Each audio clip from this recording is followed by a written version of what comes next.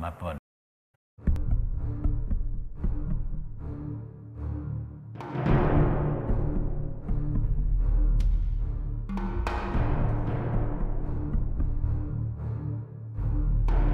Monsieur le Premier ministre, nous nous sommes mis dans des conditions comme de direct, et pour nous, c'est déjà un très grand honneur que vous ayez accepté de venir sur ce plateau de B1. C'est un honneur que vous faites, pas seulement à nous, mais à la presse congolaise en général, puisque de toute l'histoire de la République démocratique du Congo, c'est pour la première fois qu'un Premier ministre sort de ses bureaux feutrés pour venir sur un plateau de télévision. Augustin Matata Ponyo, bonjour. Bonjour.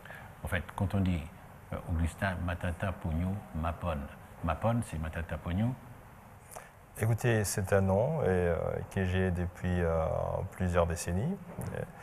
Je pense que Mapon, c'est beaucoup mieux qu'Augustin, parce qu'Augustin, ça a une identité beaucoup plus exportée, tandis que Matata Ponyo Mapon a une identité beaucoup plus locale. Donc, je me sens mieux.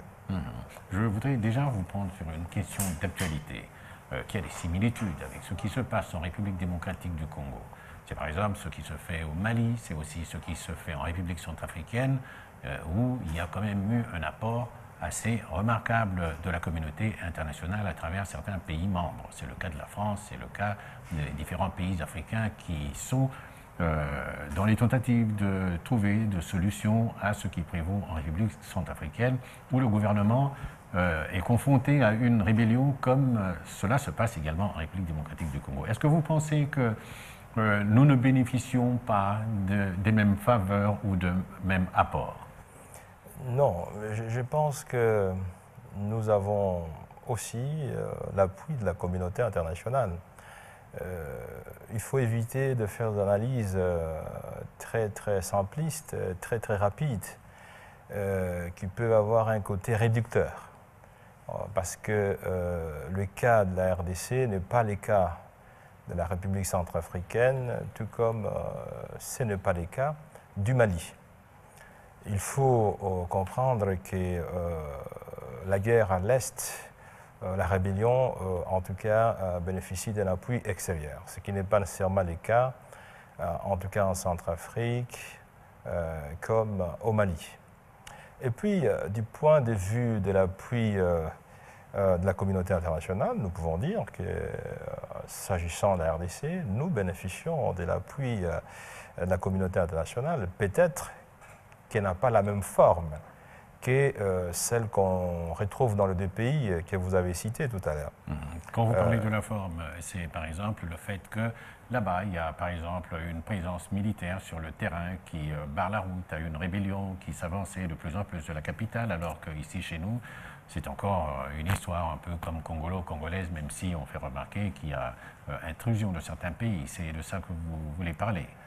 Oui, bon, d'une manière ou d'une autre, c'est un peu ça, mais il ne faut pas oublier que sur le terrain, il y a quand même la MONUSCO, qui est une force, en tout cas, des Nations Unies, même si son efficacité reste, en tout cas, à réexaminer. Mais dans tous les cas, il y a quand même une force, en tout cas, des Nations Unies. Et puis, vous savez que le dossier de la RDC bénéficie d'un appui, en tout cas des facilitations de la communauté internationale, tout comme de la communauté des Grands Lacs. Plusieurs réunions se tiennent notamment à Kampala, et comme vous le savez. Et tout ça, ça fait partie de l'appui de la sous-région, tout comme la communauté, en tout cas internationale, à la résolution des problèmes qui se passent à l'est du pays. Peut-être, lorsque vous estimez que c'est une double vitesse, c'est parce que ça ne se fait pas de la même façon. Que le Congo ait, si vous voulez qu'on dise des choses comme ça, un pied dans la SADC, un pied dans la conférence internationale de la région des Grands Lacs et même dans d'autres organisations, est-ce qu'il peut y avoir quelque apport que vous aurez voulu voir plus concret de la SADC dans le conflit qui prévaut dans la partie est du pays?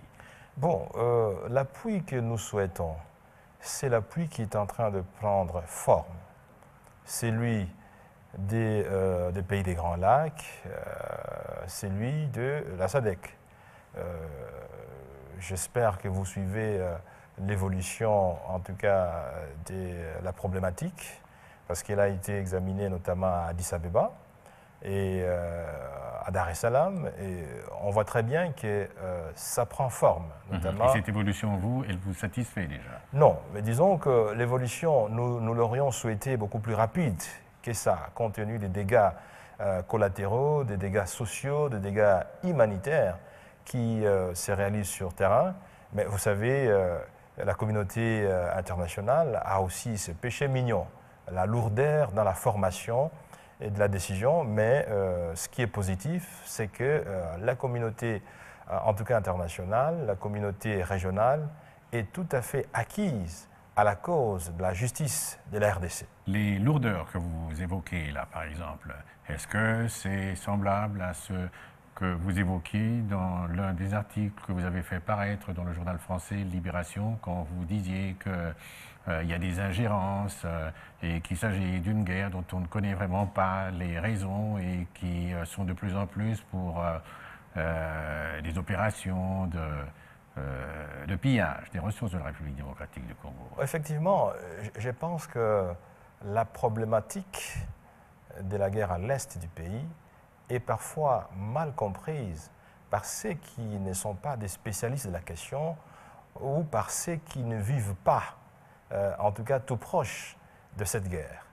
Et vous savez, le langage d'une rébellion interne congolo-congolaise, il y en a qui y croient, alors qu'en réalité, il y a des aspects extérieurs qui ont été démontrés avec des faits à l'appui. Je me réfère notamment aux conclusions du groupe d'experts des Nations Unies qui travaillaient sur la problématique de cette question et qui ont démontré avec des faits à l'appui que la question était loin d'être une question congolo-congolaise, qui avait des ramifications et des appuis à la fois extérieurs. Et donc, lorsque vous posez les diagnostics d'un problème donné et que vous voulez trouver une solution qui soit de nature à résoudre les problèmes, si le diagnostic est mal posé, il va de soi que la solution deviendra moins efficace. Raison pour laquelle, sous le leadership du chef de l'État, la diplomatie congolaise a été très efficace sur terrain, parce qu'elle a pu démontrer que les diagnostics doivent être posés globalement dans un angle beaucoup plus sous-régional. Qu'est-ce que vous mettez dans globalement? Mais c'est-à-dire qu'il faut, au-delà des questions congolo-congolaises qui paraissent réduites, il y a les aspects d'implication, en tout cas des appuis extérieurs. Et si on veut résoudre les problèmes, il faut voir ça globalement. Si vous permettez que je résume, je ne sais pas si je vais taper à gauche, c'est un peu comme quand le président de la République tranche lors de son allocution au Congrès, il dit c'est le Rwanda qui nous agresse. Là, le diagnostic, il est bien posé. Lorsque le chef de l'État parle donc d'un appui extérieur, je crois qu'il fait une analyse tout à fait pertinente, parce que c'est une analyse qui est appuyée non seulement par des services spécialisés de notre pays, mais aussi par des experts indépendants, notamment ceux des Nations Unies. Mais pourquoi va-t-on négocier avec le M23? Parce que c'est l'interlocuteur direct, même si on sait que derrière le M23, il y a des appuis extérieurs, mais il faut d'abord aller par l'apparent. Interlocuteur direct. Tout à fait. Interlocuteur direct, autrement dit, c'est le Rwanda habillé en tenue de Congolais. Mais ça, je ne sais pas, ça c'est vous qui le dites. Ok. Monsieur le Premier ministre, il s'agit d'une question dont on reparlera encore dans ce programme, que nous avons pensé devoir chapitrer en différents volets. Il sera question de traiter de problèmes à caractère politique, de problèmes sociaux, de se lier au développement de la République démocratique du Congo, qui est quand même confrontée à certains moments à des questions de gestion des ressources énergétiques. On parlera également, puisque nous disons que nous parlerons de cette situation encore qui prévaut dans l'est du pays, on parlera également de notre armée au cours de ce programme.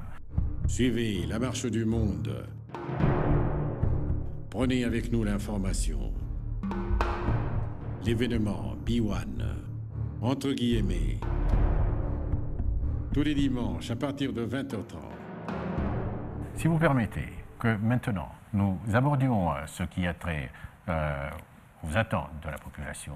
Quand on dit, par exemple, qu'au mois de janvier, la population de Kinshasa sera un peu plus allégée en termes de besoins de transport, qu'est-ce que vous en dites aujourd'hui, à la date d'aujourd'hui?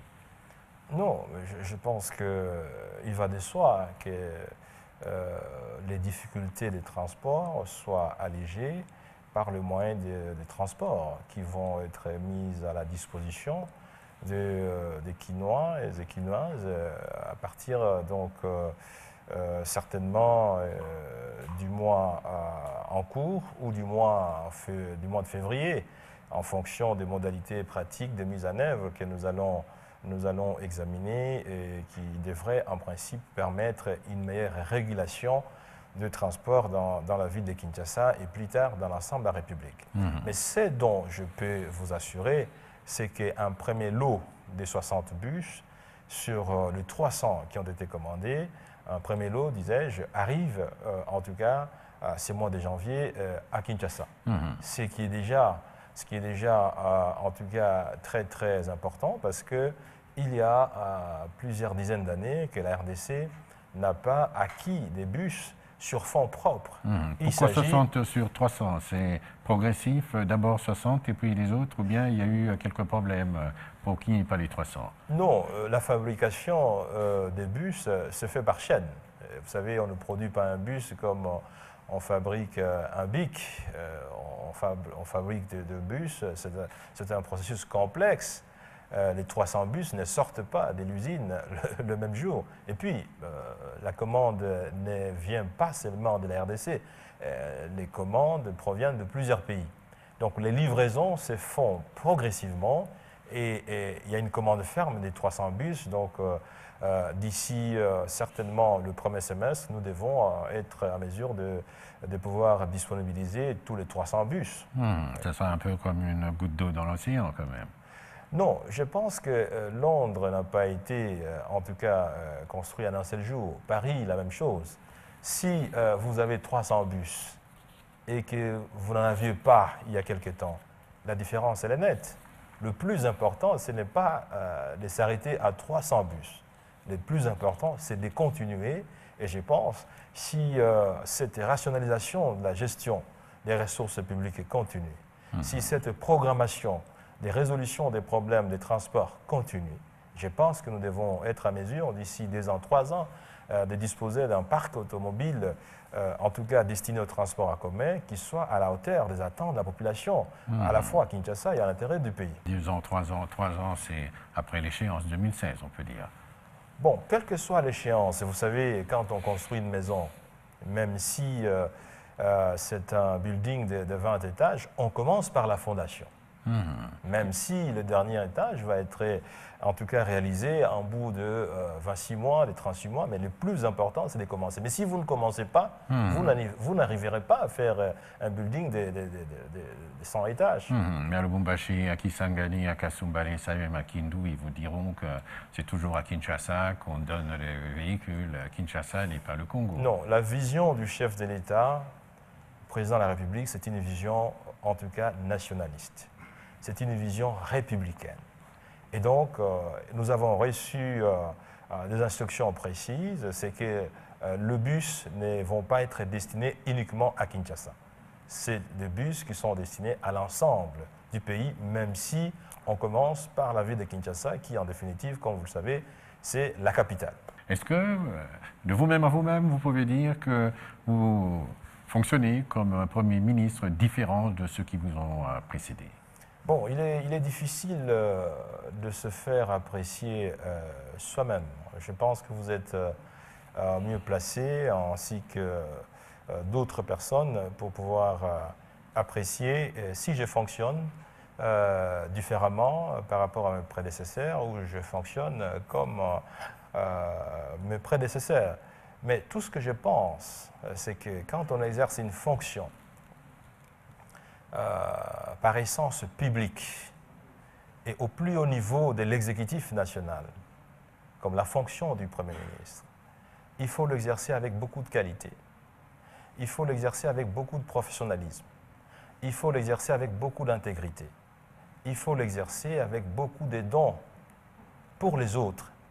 Parce que la charge publique, elle est essentiellement une charge pour les autres. Et lorsqu'on est Premier ministre, chef de l'exécutif, on doit exercer une fonction pour l'ensemble de la population, pour le bien-être de la population. Et je pense que ce que nous faisons depuis que nous sommes en fonction, depuis notre nomination, le 18 avril 2012, nous essayons de marquer l'évolution de la charge publique au profit de l'ensemble de la population. De Matata qui était ministre des Finances au Matata qui est devenu chef du gouvernement, Premier ministre, il y a quelque part une rupture où il y a une continuité dans sa compréhension de l'exercice de cette fonction. Il y a à la fois une rupture et une continuité. Rupture, dans quel sens? Rupture parce que je ne suis plus ministre des Finances. En tant que ministre des Finances, je devais exercer dans les limites d'un secteur bien déterminé qui est celui de la gestion des finances publiques. Comment mobiliser les recettes, comment rationaliser les dépenses et comment faire en sorte que la jonction des recettes et des dépenses contribue au financement des activités productives dans le pays, contribue à la stabilité du cadre macroéconomique, contribue à l'amélioration des conditions de vie de la population, tout en sachant qu'il y avait à l'époque un chef de l'exécutif qui devait donner l'impulsion et qui devait coordonner l'action de l'ensemble du gouvernement. Voilà donc la rupture, parce que les charges d'un ministre des Finances sont tout à fait différentes des charges d'un chef de l'exécutif. La continuité, parce qu'en fait, en réalité, qu'on soit ministre des Finances, qu'on soit ministre du portefeuille, qu'on soit ministre des Transports, l'objectif final, l'objectif ultime, c'est l'amélioration des conditions de vie de la population. Et en tant que Premier ministre, la continuité demeure dans le sens que l'objectif du Premier ministre, c'est de coordonner l'action de l'ensemble du gouvernement, l'action de l'ensemble des secteurs en vue d'atteindre cet objectif. Maîtrise du cadre macroéconomique, on le met à votre actif. Réduction du taux de l'inflation, on le met également donc à votre actif. Mais au-delà des chiffres, au-delà des statistiques, comment cela peut commencer à se traduire en termes d'apaisement pour la population dans ses attentes? Bon, monsieur le journaliste, j'espère que vous êtes un professionnel, je n'en doute pas. La stabilité du cadre macroéconomique est un facteur déterminant de la paix sociale. Nous devons le savoir, parce que vous-même, dans ce pays, vous avez vécu l'hyperinflation des années 90. Tout le monde connaît les cauchemars qui étaient en tout cas le résultat de la hausse vertigineuse des prix, de la vase des étiquettes. La stabilité des prix intérieurs est un facteur social très important. Cette année, pour parler des chiffres, nous avons réalisé un taux d'inflation de 2,72%. Depuis plus de 30 ans, la RDC n'a jamais réalisé un taux d'inflation de 2,72%. Les taux d'échange de la monnaie nationale, le franc congolais, ça fait plus de 3 ans qu'il est stable. Lorsque moi, je suis arrivé aux affaires comme ministre des Finances, les taux indicatifs du franc congolais par rapport au dollar étaient de 923 francs congolais, les dollars américains. À la date de vendredi, nous avions un taux de change de 916 francs congolais, les dollars américains. Donc, par rapport à 3 ans, le franc congolais s'est apprécié. Et comment cela s'est traduit sur la vie des Congolais et des Congolaises? C'est-à-dire que lorsque vous vendez, la maman qui vend les légumes n'a pas à se poser des questions. Quel serait le prix des légumes demain ou après-demain? Elle n'a pas de questions à se poser. Lorsqu'elle réalise le recette, s'il faut aller changer, s'il faut convertir en dollars pour préserver son pouvoir d'achat, c'est-à-dire qu'elle dispose désormais d'une monnaie qui la tranquillise, d'une monnaie qui la met à l'abri des tensions, des supputations, des anticipations. Et donc, cet moment, qui est en communion avec une monnaie nationale stable, elle peut à ce moment-là anticiper sur les recettes d'une année, de 2 ans. Elle peut faire des prévisions, elle peut faire les stocks, des renouvellements. Et voilà, autant c'est valable pour une personne qui vend des légumes, autant c'est valable pour les industriels, pour des opérateurs économiques qui font des stocks importants. Moi, je pense que la stabilité macroéconomique est un facteur important. C'est comme la fondation. Rappelez-vous, monsieur le journaliste, lorsque l'Allemagne, vers les années 40, en Allemagne, il fallait une brouette de Reichsmark pour acheter une allumette. Les Allemands ont juré de ne plus avoir l'hyperinflation dans leur pays. Imaginez-vous, nous avons le Deutschmark qui est l'une des monnaies les plus fortes de l'Europe. Oui, mais au moins, les Allemands pouvaient acheter des allumettes. Et ici, ceux qui achètent des légumes n'ont pas suffisamment de moyens pour en acheter en quantité un peu plus importante. Je pense que la création des richesses est un processus. Oui, mais le taux de croissance, à quoi doit-il servir si, bon, il est en augmentation, mais ça ne vous donne pas la possibilité de créer des emplois, par exemple? Non, il y a des indicateurs qui montrent très bien qu'il y a plus de Congolais aujourd'hui qui ont du travail qu'il y en avait il y a 10 ans, qu'il y en avait il y a 5 ans, qu'il y en avait il y a 4 ans. Parce qu'aujourd'hui, lorsque vous avez un taux de croissance de 7,2%, comme nous l'avons eu cette année, c'est-à-dire il y a une création des richesses, il y a une création des revenus. Si vous regardez dans la ville, le niveau de construction des bâtiments, est-ce qu'on construit des bâtiments sans revenus? Est-ce qu'on construit des routes sans revenus? Est-ce qu'on crée des entreprises sans revenus? Même si d'aucuns faut remarquer qu'il y a des fortunes immenses qui se bâtissent à côté de la misère. Non, écoutez, je pense que la misère, elle est proportionnelle à la quantité de création des richesses. Si vous étiez à moins 10 et que vous êtes à moins 2, avez-vous progressé ou pas? Si vous étiez à moins 2, vous êtes à plus 2, avez-vous progressé ou pas? Vous avez progressé. Il est vrai qu'en étant à 2, vous êtes toujours inférieur à celui qui est à 10. Mais le plus important, c'est que vous avez quitté à moins 10, vous êtes à 2. Le plus important encore, c'est que vous ne vous arrêtez pas à 2, mais vous continuez. Et je pense que sous le leadership du chef de l'État, le président Kabila, on réalise que l'économie congolaise est sur l'orbite de la croissance. Vous ne savez peut-être pas, vers les années 2001, le revenu moyen du Congolais était de moins 100 $, moins de 100 $. Aujourd'hui, le revenu du Congolais a plus que doublé parce qu'on est à près de 300 $, le revenu moyen. Mais c'est vrai, ça reste toujours, en tout cas relativement faible par rapport à ce qu'on aurait souhaité. Mais il faut que ça continue.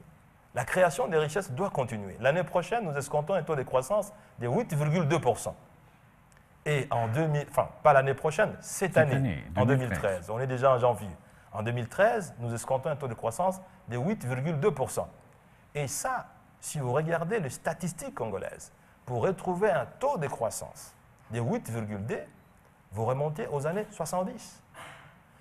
En 2014, nous escomptons un taux de croissance de 2 chiffres.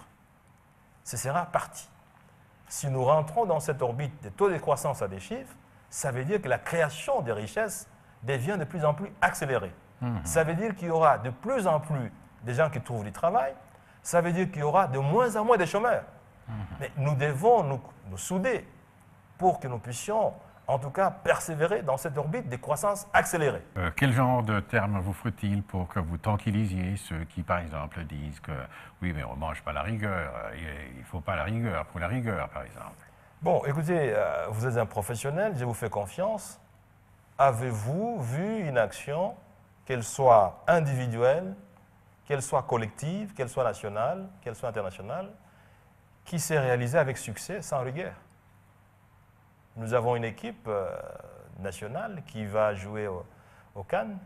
Vous avez vu qu'elle s'est retirée, elle a fait le voyage et tout ça, ainsi de suite. Pourquoi? C'est pour consolider, n'est-ce pas, la tactique. C'est pour consolider la méthode, c'est pour consolider la stratégie. Mais qu'est-ce qui peut se faire sans rigueur? Ce qui vous marque, monsieur le journaliste, quand vous allez ailleurs, là où vous voulez, vous, aller faire des vacances, parce que nous restons ici. Quand vous arrivez, ce qui vous guide, c'est quoi? C'est la rigueur. On vous dit c'est le temps. On vous dit c'est le sens cynique. On vous dit c'est le boulevard. On vous dit c'est le fer rouge. La rigueur. Il ne faut pas confondre la rigueur et l'austérité. La rigueur, c'est la rationalisation. La rigueur, c'est la programmation. La rigueur, c'est l'affectation des ressources à des dépenses prévues. Cette rigueur qui produit les bus, c'est une rigueur productive. Cette rigueur qui produit la régularité des salaires, c'est une rigueur productive. Cette rigueur qui produit la constitution des fonds pour la construction des écoles, ça n'a jamais existé, c'est une rigueur productive. Cette rigueur qui fait la commande de plusieurs équipements médicaux, résonance magnétique, le scanner, les dialyses, qui n'existaient pas, c'est une rigueur productive parce qu'elle vise à améliorer les conditions de vie. Vous savez, monsieur le journaliste, la bancarisation, vous avez entendu, tout le monde parle de bienfaits de la bancarisation. Non seulement on a identifié des milliers de fraudeurs qui vidaient les ressources du trésor public, mais nous avons économisé énormément de millions de francs congolais. D'une part, combien ça vous a déjà permis d'économiser? Et d'autre part, qu'est-ce que vous avez fait de ces fraudeurs? Ben, écoutez, le fraudeur, vous avez suivi à la télévision, il y en a qui ont été arrêtés, qui ont été traduits en justice et qui ont fini leur beau jour, si on peut les appeler ainsi, dans la prison. Parce que c'était des éléments qui soustrayaient au trésor public des fonds importants.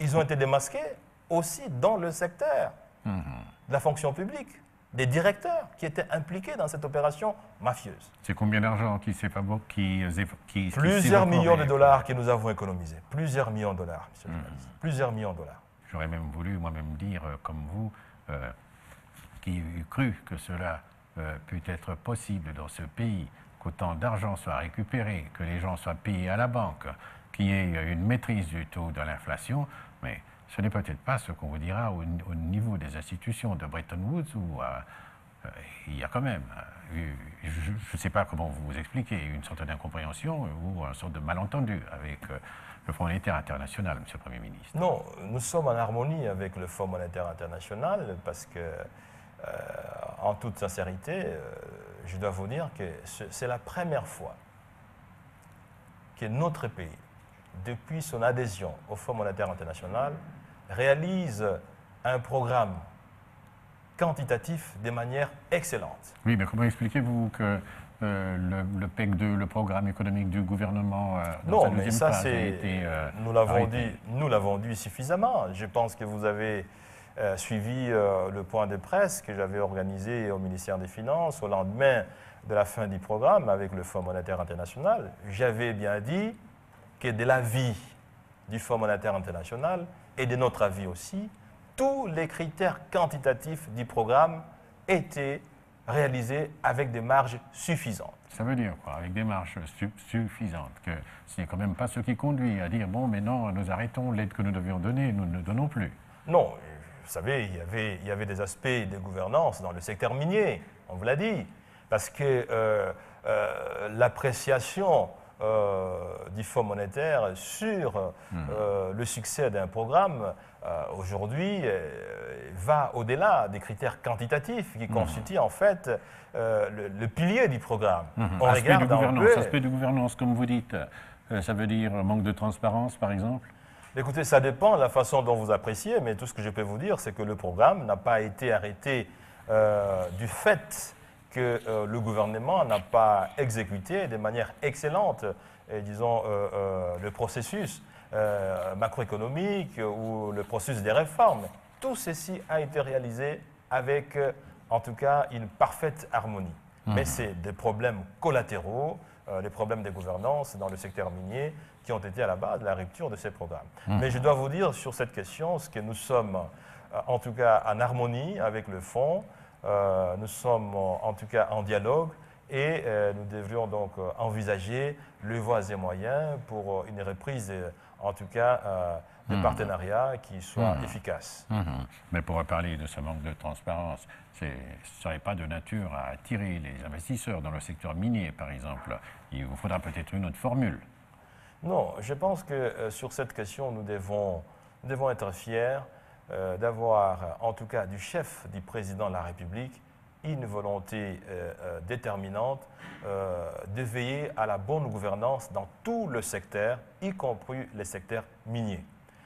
Pour votre information, en tout cas sous l'impulsion du chef de l'État, il y a un forum sur la transparence et la gouvernance dans le secteur minier qui va se tenir à Lubumbashi vers la fin, en tout cas de ce mois, les 30 et les 31, dans le but de pouvoir, en tout cas, consolider la vision du chef de l'État, la détermination du gouvernement de veiller à la bonne gouvernance dans tous les secteurs, y compris le secteur minier, qui est en fait un secteur porteur de croissance. Mais vous-même, chef de gouvernement, vous devez avoir sûrement trouvé une autre astuce pour attirer les investisseurs. Comment vous y prendrez-vous?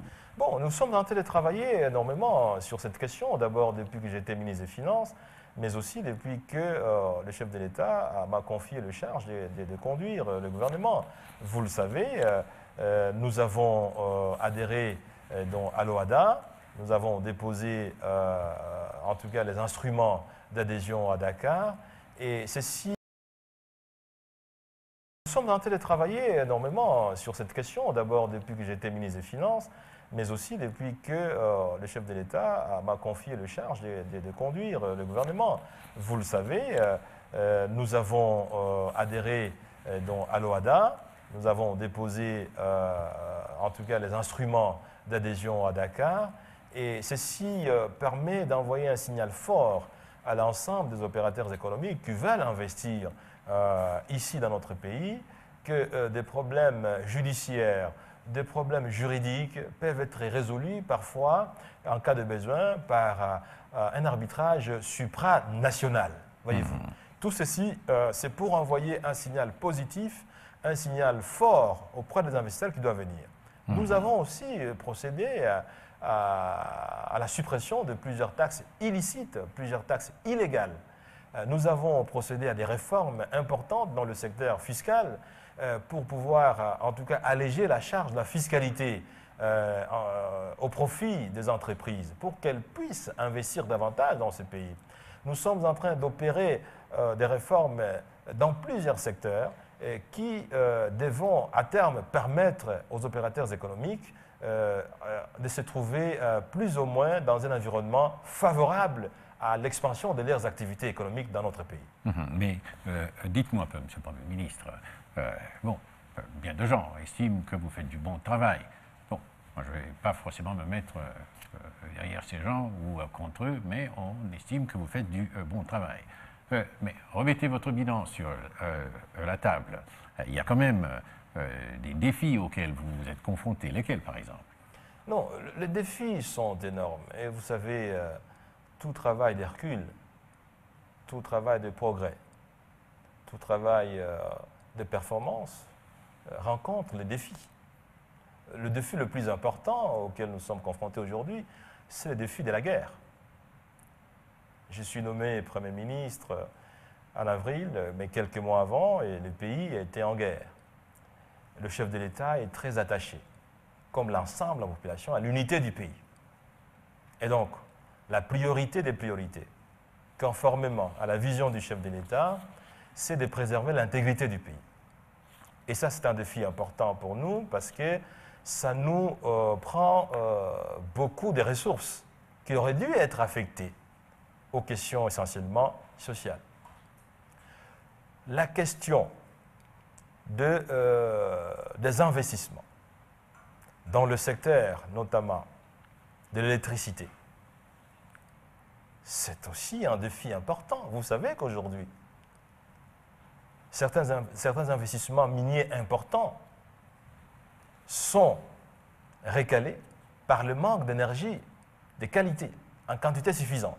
Mais comment comptez-vous vous y prendre par rapport à ça? Mais nous sommes en train de travailler avec beaucoup d'opérateurs privés qui souhaitent investir dans ce secteur. Nous travaillons aussi avec la Société nationale d'électricité en lui pourvoyant des ressources, en tout cas budgétaires, pour lui permettre de faire face à certains problèmes récurrents. Même s'il apparaît que c'est un peu comme si plus les années passent, plus les zones d'obscurité s'étendent dans la ville et sur le pays. Bon, À cette allure, il y a un risque de voir tout le pays se retrouver dans l'obscurité un jour. il faut reconnaître que les domaines de la fourniture en énergie électrique, c'est un domaine complexe. Les machines qui produisent l'énergie électrique sont des machines gigantesques. Et lorsqu'elles n'ont pas été entretenues, leurs problèmes nécessitent beaucoup de moyens. Et c'est ça qui nous interpelle, nous, au plus haut niveau. Si nous voulons maintenir la croissance à des chiffres, ça veut dire qu'il nous faut beaucoup d'investissements. Et pour que les investissements soient viables, il faut qu'il y ait de l'énergie. Et donc, nous devons absolument investir dans les domaines énergétiques afin que la croissance à des chiffres soit portée par une énergie disponible de qualité et suffisante. Non, puisque Inga n'est pas là. Non, Inga est là, mais elle n'est pas à mesure d'apporter la quantité d'énergie sollicitée aujourd'hui, notamment par le secteur minier. Vous savez, monsieur le journaliste, je vous informe qu'il y a beaucoup d'investisseurs qui croient à l'action de ce gouvernement et qui sont venus et qui ont décidé cette fois-ci d'investir.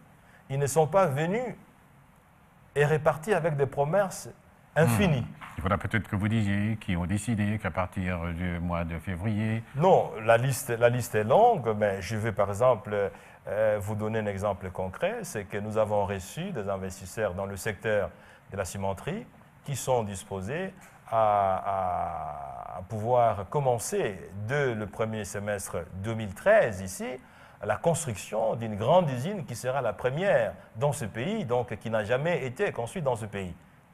Rassurez-vous, monsieur le journaliste, si les climats des affaires n'étaient pas de bonne qualité, est-ce que ces investisseurs seraient venus? Pourquoi ils ne sont pas venus les années passées? Pourquoi ils viennent seulement aujourd'hui et se décident, quel que soit ce que les gens disent, ils se décident de faire la plus grande industrie de production de cimenterie dans ce pays. Ça veut dire qu'ils croient à l'avenir de ce pays. Ils croient à la gestion de ce pays. Et ils croient à la demande de ces produits. Oui, moi je voyais aussi d'autres défis, problème de la corruption, puisque c'est pas moi qui le dis, mais ceux qui font certaines remarques font aussi remarquer que il y a quand même un sérieux problème de corruption dans ce pays-là, qui fait qu'à certains moments, ça fait manquer du côté de la transparence. C'est aussi un défi auquel vous êtes confronté, monsieur le Premier ministre. Oui, le défi de la corruption, le défi de la fraude, ce sont des défis importants, mais ce sont des défis auxquels nous sommes affrontés depuis que nous étions ministres des Finances. Rappelez-vous, lorsque j'étais ministre des Finances, et le défi de la violation des droits de l'homme. Une trentaine d'agents, de fonctionnaires, en tout cas des domaines fiscaux, ont été révoqués. Parce qu'il faut savoir sanctionner dans ces domaines. Oui. On peut peut-être essayer de savoir avec vous, en termes d'avancée, on est parti d'où en matière de violation des droits de l'homme et où en sommes-nous aujourd'hui en termes de protection des droits des individus? Non, je pense que des progrès importants ont été réalisés dans tous les domaines, que ce soit le domaine de la lutte contre la fraude, le domaine de la lutte contre la corruption ou le domaine des droits de l'homme. Vous êtes sans ignorer que l'Assemblée nationale a voté notamment une loi pour la protection des droits de l'homme, pour la création d'une institution dans ce domaine. Et ce sont des choses qui n'existaient pas dans beaucoup de pays au monde. Mais la RDC a fait une avancée là-dessus. La lutte contre la corruption, la lutte contre la fraude, je venais de vous citer ici un cas concret, mais dans ce domaine, je dois vous dire que la corruption, comme la fraude, se démontre à plusieurs têtes. Vous devez arriver à circonscrire toutes les têtes pour pouvoir les couper de manière tout à fait globale. Mais le plus important, que ce soit dans le domaine de la protection des droits de l'homme, dans le domaine de la lutte contre la fraude, dans le domaine de la lutte contre la corruption, le plus important, c'est de commencer et de maintenir le cap. Parce que même dans le pays développé, la corruption, la fraude existe, mais dans des proportions plus ou moins faibles. Mais lorsque les proportions sont très importantes, comme dans notre pays, elles privent l'État des ressources importantes. D'où la nécessité de pouvoir, en tout cas, mener une action d'envergure. Et ça, nous essayons de le faire. Très bien, Monsieur le Premier ministre. Nous allons faire comme marche arrière pour repartir encore avec ce programme. Je me rappelle, moi, au début, quand vous êtes investi, nous sommes au mois d'avril dernier, c'est-à-dire le mois d'avril de 2012. Bien de gens disent, ah, voilà, au moins pour la première fois que nous avons maintenant un Premier ministre qui soit originaire des provinces de l'Est Congo, on va trouver une solution à la guerre qui y prévaut depuis plusieurs années. Vous, de votre connaissance du terrain, et en tant qu'originaire, mais surtout maintenant en tant que Premier ministre, comment vous expliquez-vous qu'on n'arrive toujours pas encore à sortir de cette situation et à apaiser les populations de cette partie du pays? Bon, mais je pense que la problématique de la guerre à l'est du pays, c'est une question complexe, comme je l'ai dit tout au début de cette émission, avec des ramifications extérieures. Et c'est pour ça que j'ai beaucoup insisté sur le diagnostic. Il faut absolument un diagnostic. Et je suis heureux de vous dire que davantage la communauté internationale adhère à la thèse de la RDC, qu'au lieu de circonscrire la problématique au niveau interne, il faut la circonscrire au niveau régional. Et la solution qui va être trouvée dans cette dynamique va être une solution plus ou moins définitive, une solution plus ou moins durable. Voilà. Et dans la solution qui doit être trouvée, et pourrait également passer, comme on peut le penser, c'est le dialogue pour une cohésion nationale. Bon, écoutez, le chef de l'État, et ça je pense que c'est une idée tout à fait appréciable, a parlé donc du dialogue national. L'objectif évidemment, c'est de cimenter cette cohésion nationale indispensable. En tout cas, la bonne marche des affaires publiques. Et je suis tout à fait d'accord que les dialogues, tant qu'il peut garantir cette cohésion nationale, cette unicité du pays, cette intégrité du pays, la paix nécessaire à une bonne marche des affaires publiques, je pense que c'est une très bonne idée, quelle que soit la forme qu'elle veut prendre. Dans la vision du chef de l'État que vous êtes censé devoir exécuter, dans ce dialogue, qui y prennent part et comment ça s'organise?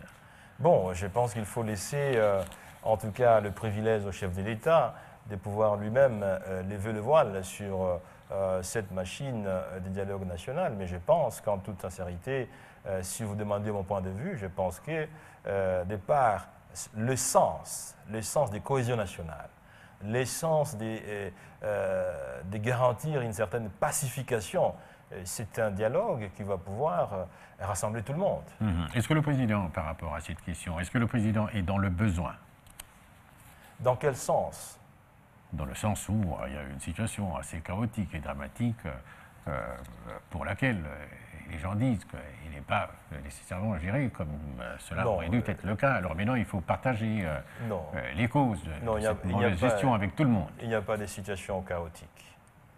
Et s'il y avait des situations chaotiques, on n'aurait pas fait un taux de croissance de 7,2%. Prenons la guerre, le cas de la guerre. Et ça, c'est pendant la guerre que nous avons fait le taux de croissance de 7,2%. Oui, ça c'est l'économie. On n'aurait dû pas faire un taux d'inflation de 2,112%.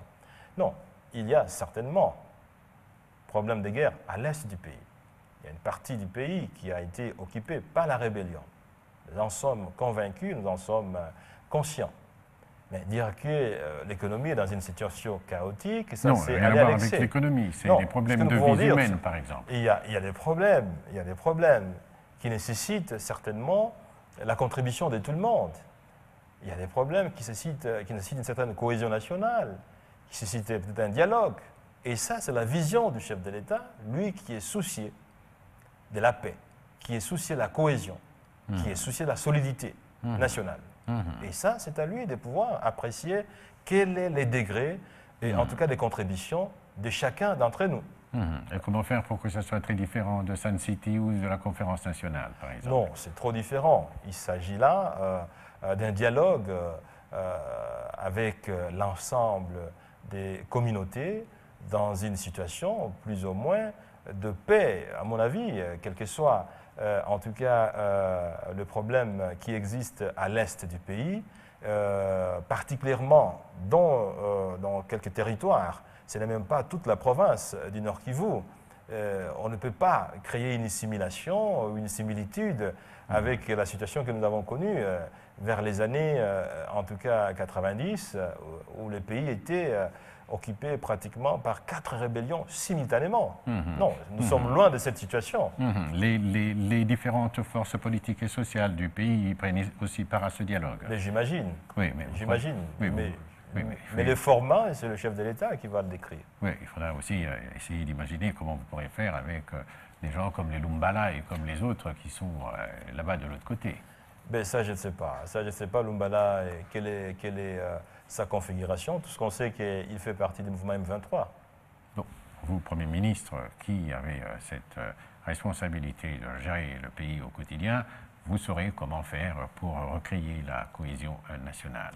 Nous allons le faire sous l'impulsion, le leadership du chef de l'État. Pour cette question de la partie est du pays, quelle peut aussi être une autre façon de faire fonctionner l'armée nationale pour terminer cette question? Est-ce que, quelque part, après que vous ayez fait le diagnostic que vous avez fait, vous vous dites également que nous n'avons pas l'armée qu'il faut pour terminer cette situation de manière militaire? Bon, je pense qu'il faut, à mon avis, examiner la situation dans toutes les facettes possibles.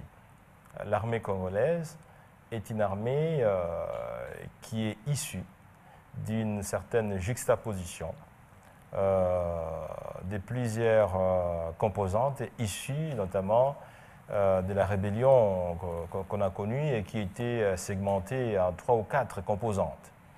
Nous devons reconnaître le mérite au chef de l'État d'avoir en tout cas garanti une certaine réunification de l'ensemble des groupes qui constituaient plusieurs facettes militaires dans notre pays.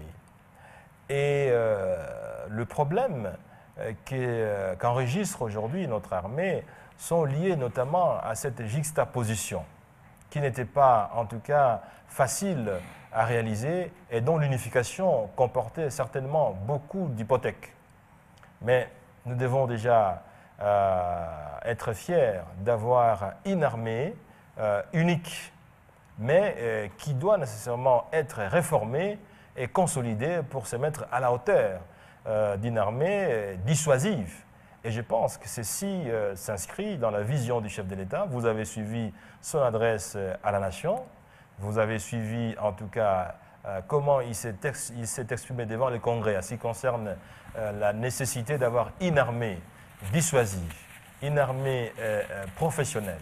Et vous êtes au courant que nous procédons depuis un certain temps au recrutement des nouvelles unités. Ceci rentre dans cette vision globale qui vise à doter la RDC d'une armée forte, une armée professionnelle capable de garantir la sécurité de l'ensemble de l'intégrité du pays. Mais cette armée forte, professionnelle, pour y arriver, il faut également régler les problèmes d'impunité qu'il y a au sein de cette armée. Même s'il y a certains responsables militaires qui ont été sanctionnés, mais c'est des cas particuliers. Mais nous y allons progressivement. La réforme des services de sécurité, vous savez que l'État marche, mais elle prend du temps.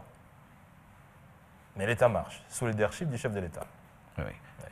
Dites-nous, pas à nous, aux Congolais, je veux dire, Monsieur le Premier ministre, qu'il y a des raisons d'espérer. Et de quelle manière et comment vous y croyez?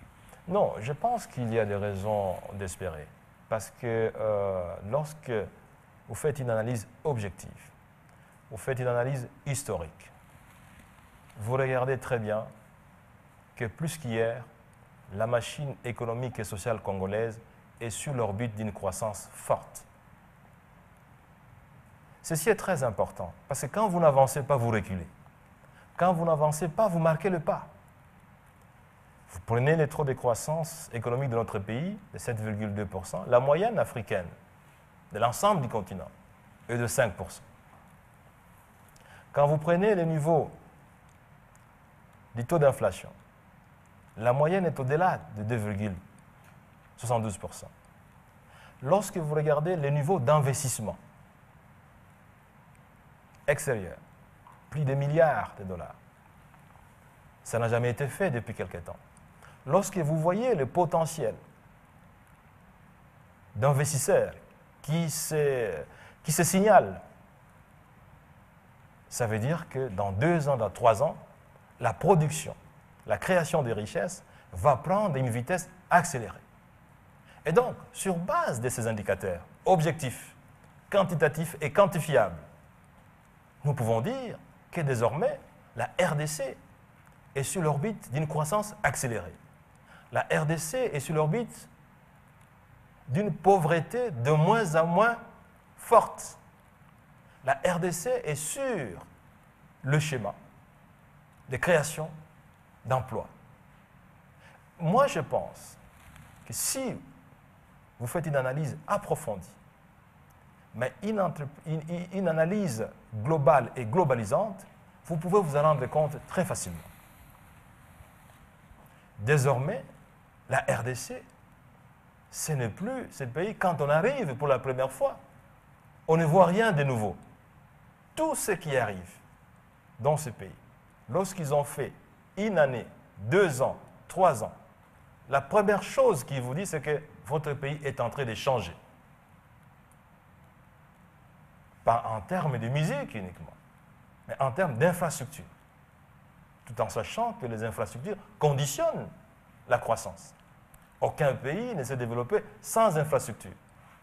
Aucun pays ne s'est développé sans création d'entreprises. Nous sommes en train de lancer la campagne agricole. Ça ne s'est jamais fait depuis plusieurs années. Qu'est-ce que vous y mettez comme moyen La première campagne, nous y avons mis près de 30 millions de dollars américains. Qu'est-ce que ça a produit? Mais il faut attendre. Contrairement au commerce, on achète, on vend. La production, quand on plante, il faut attendre. Quand on a planté les graines de maïs, c'est le journaliste, il faut attendre combien de mois? Non, je ne vais pas répondre à cette question encore. Voilà. Je ne connais pas les techniques voilà. des Donc c'est pour vous dire que je ne suis agriculteurs, pas en mesure de vous donner les quantités produites aujourd'hui. Tout simplement parce que c'est dans le processus de production. Peut-être dans 2 mois, dans 3 mois, je serai en mesure de répondre convenablement à cette question. Mais tout ce que je peux vous dire, c'est que l'agriculture est un secteur porteur de croissance. L'agriculture est un secteur qui peut aider à réduire le chômage de manière significative. L'agriculture est un secteur qui peut permettre de résoudre le problème qui nous préoccupe tous, le manger. Pourquoi est-ce que nous devons importer le riz? Nous avons du sol, nous avons de l'eau, nous avons la pluie, nous avons le soleil. Pourquoi est-ce que nous devons importer de l'huile de palme alors que nous en étions le plus grand exportateur mondial? Pourquoi devons-nous importer les piments, les pommes de terre, alors que nous avons suffisamment de terre, nous avons suffisamment de l'eau, du soleil et de la pluie? Le gouvernement actuel s'emploie à faire, d'ici quelques années, de l'agriculture un secteur porteur de croissance. Un secteur qui permet l'autosuffisance alimentaire. C'est faisable, mais encore une fois, il faut la discipline, il faut la rigueur, il faut du sacrifice. Et ça, au moins, permettra de dire, contrairement à ce qui se disait à l'époque, agriculture, priorité, les priorités, cette fois-ci, ça va donner du concret. Cette fois-ci, c'est du réel. Je peux vous donner quelques exemples. Nous sommes en train de travailler pour que Daipen puisse revenir en activité. Oui, mais par rapport aux autres contrées du pays où il y a quand même une production agricole et où il n'y a pas de route, qu'est-ce que vous apportez comme solution? Non, mais vous avez suivi. Nous avons Vous lancé parlez bien quand vous dites qu'il y a des infrastructures. Mais nous avons lancé un programme de réunification routière nationale avec un fonds de départ de plus de 40 millions de dollars américains tirés dans le trésor public. Vous m'avez vu à Bandundu, je suis allé lancer ce programme de réunification routière sur une voie qui va permettre de relier la province de Bandundu à celle du Bas-Congo sans passer par Kinshasa. Parce que pour le moment, quand vous quittez Matadi et que vous voulez aller à Kikwit, vous devez absolument passer par Kinshasa. Si vous ne voulez pas, en tout cas, vous hasarder dans un chemin où vous pouvez passer 2 mois. Mais là, nous venons de lancer des travaux sur une bretelle qui va pouvoir relier Bandundu au Bas-Congo sans passer par Kinshasa. Vous pouvez vous imaginer quelles sont les externalités que produirait la réalisation de cette route. D'ici 2 ans, 3 ans, vous devez être à mesure, si ce programme se réalise, vous devez être à mesure de circuler aisément dans l'ensemble de la République, comme ça n'était le cas vers les années 60. Et c'est possible, parce que vers les années 60, il n'y avait pas de routes goudronnées dans l'ensemble du pays. C'était des routes en terre, mais vous pouvez y rouler avec une VOE, de l'est à l'ouest, du nord au sud. Et le prix à payer pour cela? Les prix à payer, ce sont des ressources que nous sommes en train de mettre à la disposition du ministère ayant en charge la réalisation de ces travaux. Mais des ressources qui proviennent évidemment d'une gestion rigoureuse des finances publiques, d'une gestion transparente des finances publiques. Oui, tout le long de votre propos, Monsieur le Premier ministre, vous ne dites pas, par exemple, que nous pourrons également compter sur le milieu des affaires de la République démocratique du Congo. Non, le milieu des affaires, ça va de soi. C'est pour ça qu'on parle de l'amélioration du climat des affaires. Parce que le secteur privé, en définitive, c'est le secteur porteur des croissances. Lorsqu'on parle de l'agriculture, ce n'est pas nécessairement l'agriculture qui sera réalisée par l'État. Il y a des investisseurs privés. La ferme d'Ensele, d'Aipen, nous allons la relancer avec l'appui du secteur privé. Les industries. Je vous ai parlé de la construction de la plus grande usine de production des ciments. Mais ce sont des privés qui vont le faire. Oui, mais quand vous-même vous décriez ce secteur privé en disant que dommage qu'il ne soit pas fait de nationaux. Ah oui, notre souci aussi. Et ça, ce n'est que légitime. Nous devons favoriser l'émergence d'une classe économique congolaise. Quand le ferez-vous? Mais nous sommes en train de le faire. Je vous ai dit, je ne sais pas si vous avez suivi ça, mon allocution devant le Sénat congolais, je parlais de la constitution d'un fonds destiné au secteur de la petite et moyenne entreprise pour promouvoir la création des Congolais qui disposent des ressources. Il est anormal, lorsque vous parlez des opérateurs économiques de poids dans ce pays, vous y trouvez rarement dans la pointe les Congolais des nationalités congolaises. C'est tout à fait normal que tout le monde fasse des affaires dans ce pays. Et nous le souhaitons d'ailleurs. Nous l'appelons de tous nos voeux. Mais nous souhaitons aussi que les Congolais puissent aussi devenir des grands entrepreneurs dans ce pays.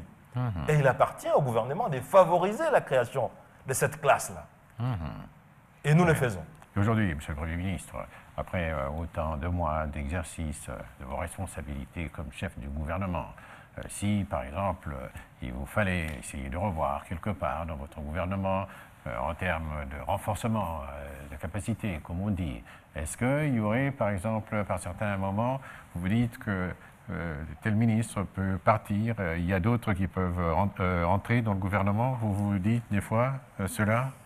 Bon, je pense qu'il est peut-être prématuré de pouvoir évoquer cette question ici, parce que, comme vous le savez, lorsque nous avons pris nos fonctions, nous avons mis en marche certains outils professionnels à standard international pour pouvoir évaluer les performances de chacun d'entre nous dans l'équipe gouvernementale.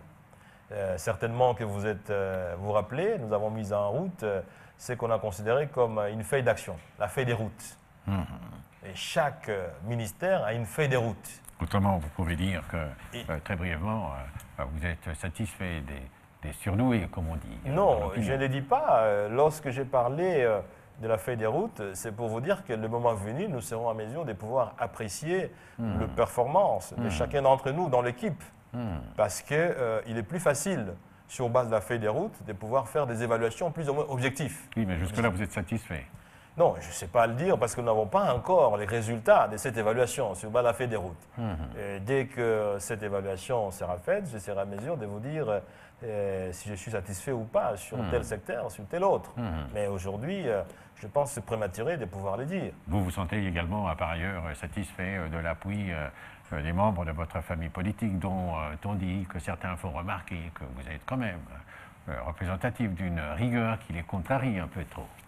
Non, je pense que contrairement à ce que d'aucuns peuvent dire, nous avons en tout cas l'appui de l'autorité morale de notre parti, le chef de l'État, nous avons l'appui en tout cas de notre parti, le PPRD. Nous essayons de travailler en harmonie avec l'ensemble, la majorité présidentielle. Vous savez que l'équipe dont nous avons la charge procède d'une majorité en tout cas parlementaire. Et donc, jusque-là, je peux vous dire que je suis en harmonie avec les principales autorités politiques de ma famille politique, tout comme la majorité présidentielle.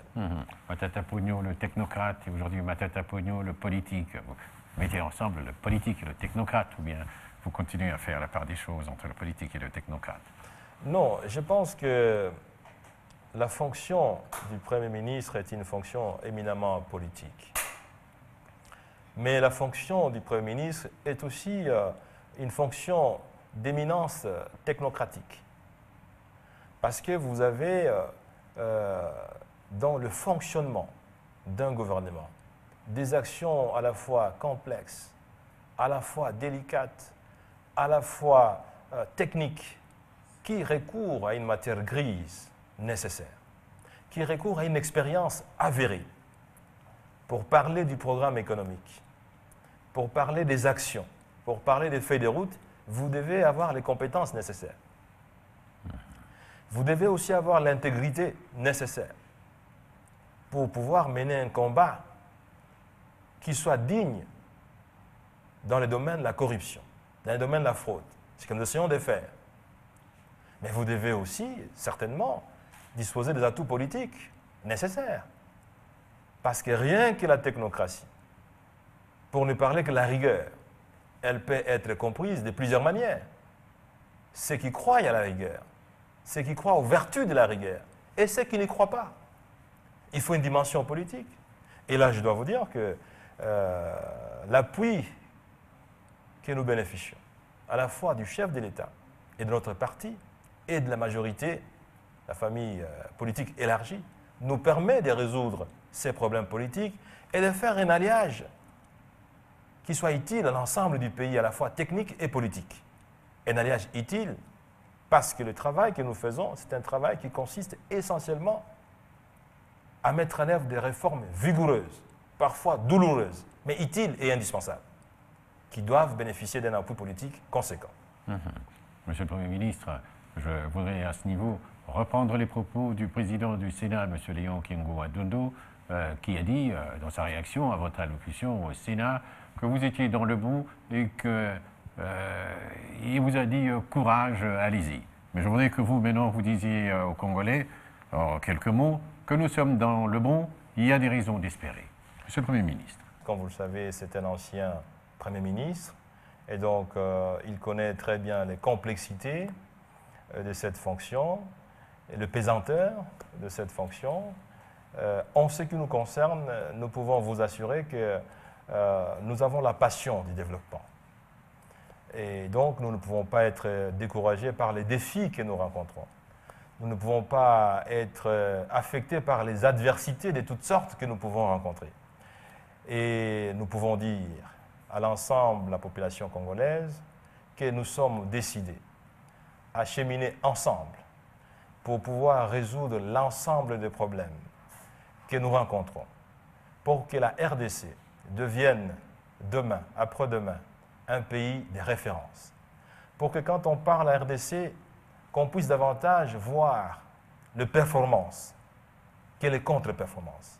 Que quand on vient en RDC, qu'on puisse être émerveillé par le progrès qui se réalise. Comme ça commence à se dire aujourd'hui. Au lieu d'être étonné, parfois, de manière négative, par les contre-performances. Et je crois que la population congolaise a toute raison de croire, parce qu'aujourd'hui, la vision du chef de l'État, c'est d'opérer une révolution dans la modernité.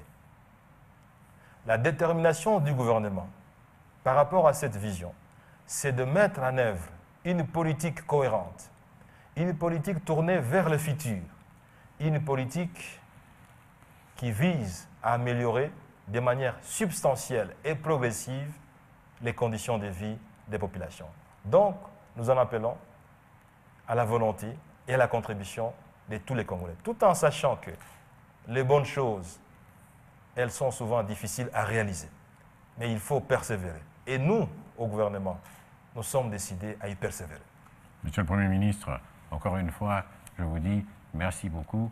Merci beaucoup, pour dire complet, Augustin Matata Ponyo, Premier ministre du gouvernement de la République démocratique du Congo, qui a bien voulu être l'invité pour cette première édition de, entre guillemets, 2013. Mesdames, Mesdemoiselles et Messieurs, à dimanche prochain, bonsoir.